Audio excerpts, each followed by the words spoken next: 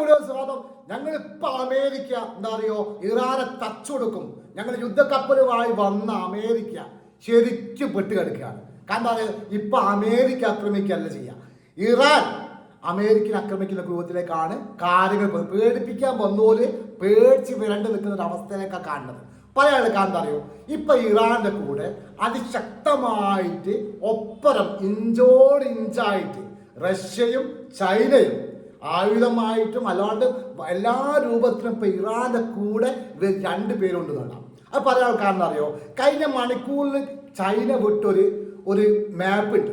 മാപ്പ് എന്ന് പറഞ്ഞാൽ ഇറാന് കൊടുത്തൊരു മാപ്പ്. അത് പിന്നെ യൂട്യൂബ് ഓരോ വെബ്സൈറ്റുകൾ പുറത്ത് വിട്ടതാണ്. അത് ലോകത്തെല്ലാം കാണുന്നുണ്ട്.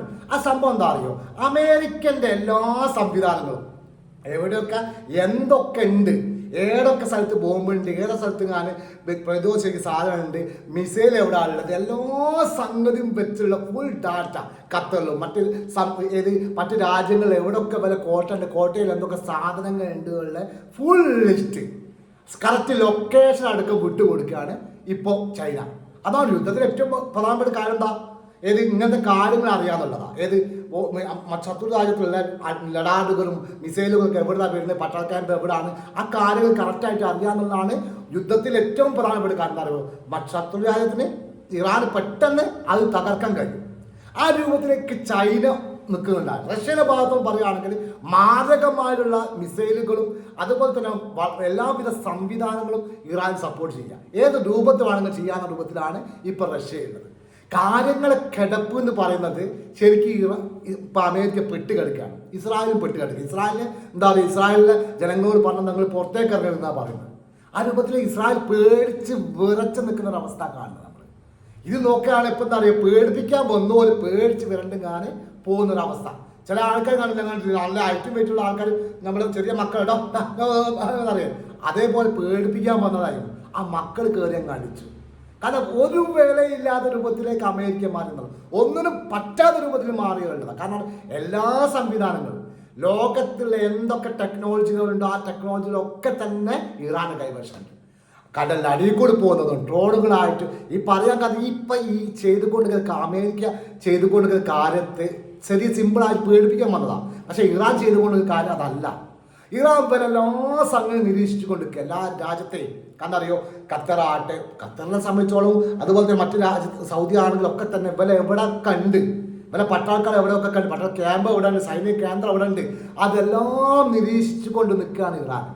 എന്തെങ്കിലും വിധത്തിൽ ഏതെങ്കിലും രൂപത്തിൽ ഇറാനിലേക്ക് ഒന്ന് തൊടുത്ത് വിട്ടാൽ മതി, ഇറാൻ തീർക്കും. ഇറാൻ തീർക്കുക, ഒറ്റയടിക്കുക തീർക്കുക. കഴിഞ്ഞ ദിവസം പറയാൻ കാരണം അറിയോ കുറച്ച് മാസങ്ങൾക്ക് മുമ്പ് ഇസ്രായേൽ എന്താ പറയുക നേരിട്ട് ഇറാനിലേക്ക് ഒരു ആക്രമണം നടത്തിയിരുന്നു. അത് പെട്ടെന്നുള്ള ആക്രമണം നടത്തി കഴിഞ്ഞ് പെട്ടെന്ന് ഇറാൻ തിരിച്ചടിക്കാൻ കഴിഞ്ഞിട്ടില്ല. കാരണം ഇവർ ലഡാറുകൾ ബാക്കി സംവിധാനത്തിന് മുകളിലേക്കാണ് അടി വന്നത്.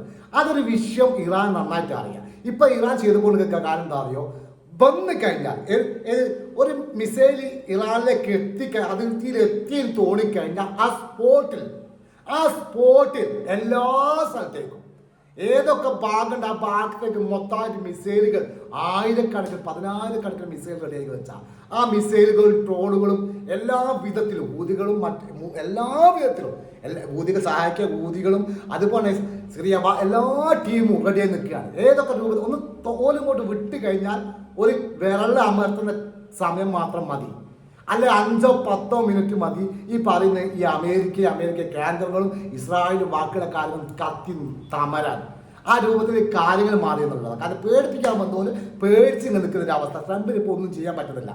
ചൈന ചിലക്കാനല്ല, റഷ്യ ചിലക്കാനല്ല, ഇറാനോ അതുമല്ല.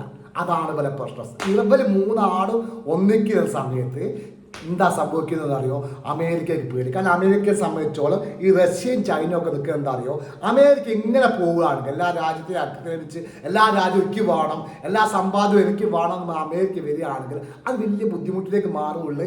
ചൈനക്കും റഷ്യക്കും മറ്റ് രാജ്യങ്ങൾക്കൊക്കെ മനസ്സിലായ ശേഷമാണ് ഇപ്പൊ അമേരിക്കനെ ഒറ്റപ്പെടുത്തിക്കൊണ്ട് അമേരിക്കനെ അടിച്ചുകൊണ്ട് ഒന്നിനും സീറോ ലെവലിലേക്ക് ആക്കി മാറ്റിങ്ങാണ് ശരിക്കും പറഞ്ഞാൽ റഷ്യയും ചൈനയും ഇറാനൊക്കെ ലോകരാജ്യങ്ങളെ ഭരിക്കുന്ന രൂപത്തിലേക്ക് കാര്യങ്ങൾ മാറാനുള്ള സാധ്യത 100% നടക്കുന്ന കാര്യങ്ങളാണ്. എന്നാൽ വീഡിയോ ഇഷ്ടപ്പെട്ട ഷെയർ ചെയ്യാൻ സപ്പോർട്ട് ചെയ്യാൻ മറക്കാം. Thank you very much.